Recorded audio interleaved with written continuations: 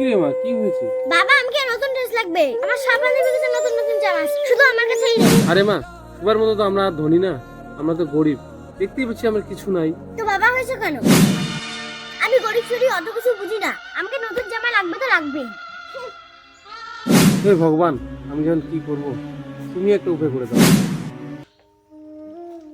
দাদা, হ্যাঁ, কি ব্যাপার? দাদা, আমি ভীষণ সমস্যায় পড়ছি, কিছু টাকা থাকলে দাও না। এই মুহূর্তে আমার কাছে তো সেরকম কোনো টাকা পয়সা নেই। দাদা, টাকাটা দিলে খুব উপকার হয়। দাদা, তোমার পায়ে পড়ি দাদা। এই না না না না না, আমার কাছে তো এখন সেরকম টাকা পয়সা নেই। কয়েক টাকা মতো আছে, এগুলোই নিয়ে যেতে পারো। দাদা, অনেক ধন্যবাদ। মারে, এই দেখ, তোর জন্য নতুন জামা নিয়ে এসেছি। তাই? তুই খুশি তো রে মা? জীবনের প্রতিটি অর্জনের পিছনে বাবার নীরব ত্যাগ থাকে।